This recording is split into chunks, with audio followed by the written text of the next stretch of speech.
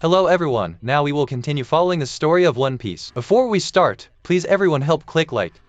Let's start together. At this time, Luffy's crew is traveling close to the Grand Line, and to be able to enter the Grand Line, they have to travel across a mountain called Reverse Mountain. But before traveling there, they need to stock up on more food. The closest town to them at that time was located on an island called Log Town. What interested Luffy the most was that Log Town is the birthplace of the Pirate King, Gul D. Roger, and also the place where he was executed.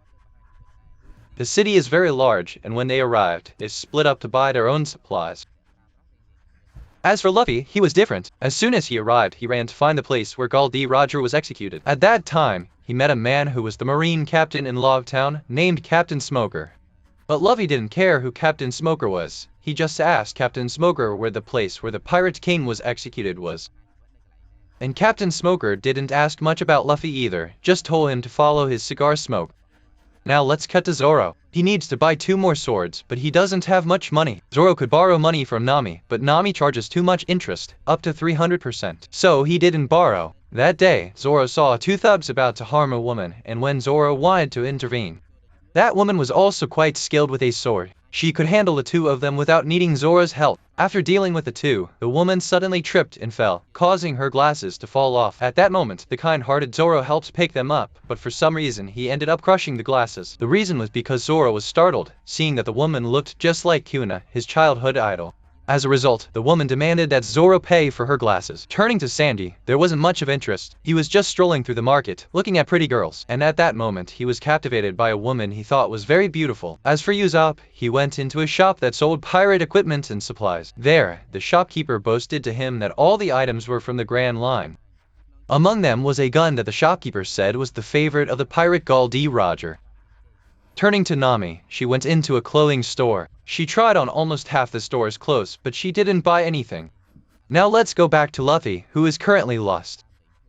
When he reached a certain place, he saw a bar named Gul D. Roger and went in to look. There, Luffy only saw an old man who was the owner of the bar. On his table was a large skull that Luffy was very interested in. At that moment, the old owner told Luffy that the skull belonged to a very strong pirate named Killer Giant. But no matter how strong he was, he still couldn't beat Gul D. Roger. That crack on the skull was the mark left when Gul D. Roger killed him. Then the old owner told Luffy many more stories praising Gul D. Roger, which made Luffy very excited. The old owner told him that he would go to the Grand Line to find the One Piece and become the Pirate King just like Gul D. Roger. Luffy's bravery made the old owner see him as Gul D. Roger, and he seemed to believe that Luffy could do it.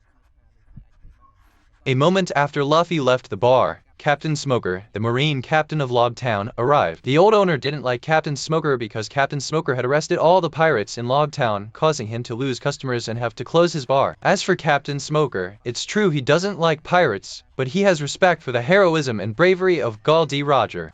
22 years ago, when they were executing Gul D. Roger, Captain Smoker, who was a child back then, was also there to watch, and he was impressed that Gul D. Roger was not afraid at all. Usually, no matter how strong a pirate is, when they are on the execution platform, they are scared, pale, and trembling. But Gul D. Roger was not like that. His face was still smiling cheerfully. That day, after the Marines executed Gul D. Roger, the citizens all cheered and celebrated, because some people thought that there would be no more pirates. But it wasn't like that at all. Pirates increased because they wanted to find the One Piece. Back inside the bar, a Marine came with a wanted poster for Luffy to show the owner to post in his bar.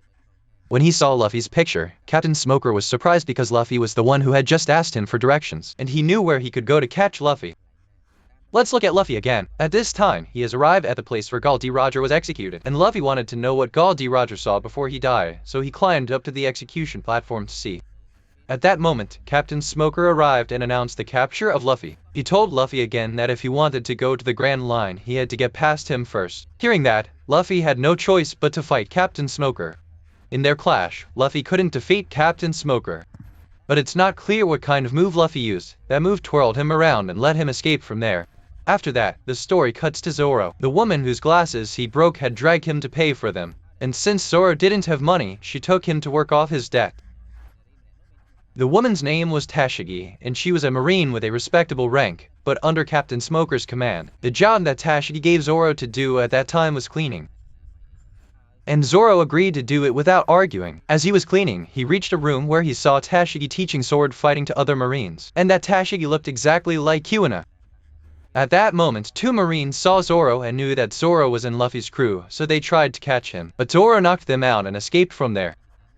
After that, Zoro went to a sword shop to buy 2 more swords. Zoro didn't have much money, so he looked for swords that were only worth 50,000.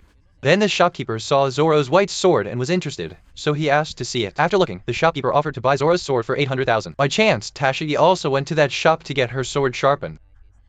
When she saw Zoro, she wasn't surprised at all about the people who were attacked at the marine base. She didn't think Zoro did it. After seeing Zoro's sword, she knew that its name was Wado Ikemanji and it was worth about 10 million. Hearing her talk more and more made the shopkeeper angry because he thought he was losing a business opportunity. At that time, the shopkeeper agreed to sell swords to Zoro for 50,000 each and told him to choose one from the back wall himself. While Zoro was choosing a sword, Tashigi wondered why he wanted to use 3 swords. Was he trying to be like Zoro? Please note that at this time, Tashigi didn't know that the person she was talking to was Zoro, and Zoro didn't explain that he was Zoro either. Then Zoro chose a special sword, and Tashigi checked and found out that the sword was named Kaitsu. It was a good sword, worth about 1 million, but it's not clear why the shopkeeper was selling it for only 50,000. Then the shopkeeper changed his mind and stopped selling the sword to Zoro. It wasn't because he mispriced it, but because the sword was cursed. The shopkeeper said that all the previous owners of the Kaitsu were unlucky and didn't live long.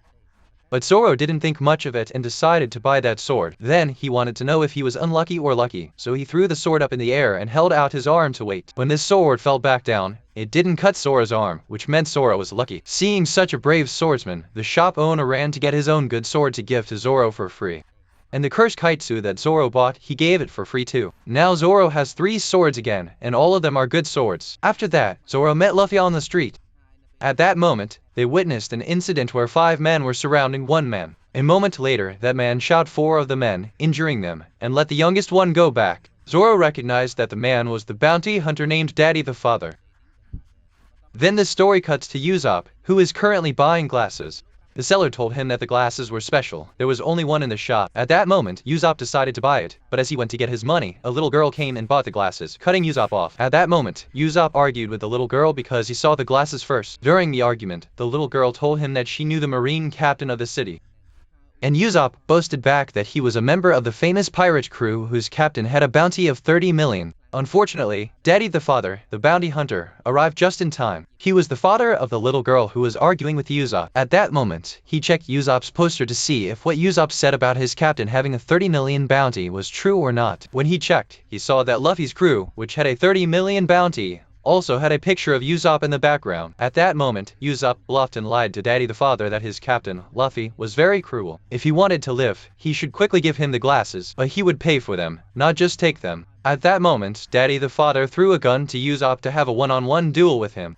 And Usopp wasn't scared, because that was also his specialty. But when Daddy the Father revealed the 30 guns on his body, Usopp was terrified because he didn't know he was going to duel with Daddy the Father. Then, when the competition began, many people came to watch, and among them was Nami. At that time, some of the spectators made fun of Usopp, saying he shouldn't worry because they had already dug a grave for him. The condition of the competition at that time was simple. They each had to take 1 step and then shoot. When Usopp knew he was going to lose, he threw a smoke bomb to run away, but Daddy the Father shot his gun out of his hand. All the spectators at that competition said that Usopp was the most pathetic person they had ever seen.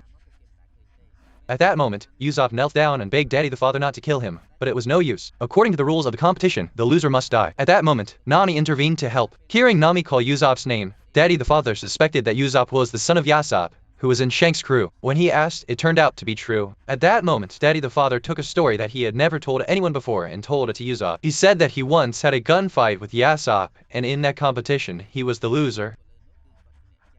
But at that time, Yasopp didn't kill him because he knew that he had a daughter to take care of. From that moment on, Daddy the Father respected Yasopp very much because he was strong, brave, and had a kind heart. At that moment, Usopp understood Daddy the Father's intention of bringing up the story of his defeat in that competition. Daddy the Father wanted to tell Usopp that his father was a brave man, so Usopp must be brave like him. Then to regain his honor, Usopp asked Daddy the Father to give him a chance to compete again. And Daddy the Father agreed, and told Usopp to use his favorite weapon to shoot a fish statue on the roof of a house far away. And if Usopp couldn't hit it, he would kill Usopp. At that moment, luckily, Usopp hit the target, and he regained his honor as a brave man. For this story, I'll stop here. Thank you all for watching this story with me. If you think this story is good, please don't forget to like and comment. And also, please don't forget, for those who haven't subscribed to the Monocoronai channel yet, please subscribe and don't forget to click the bell icon and select all. Thank you again, and I wish you good health and a bright future.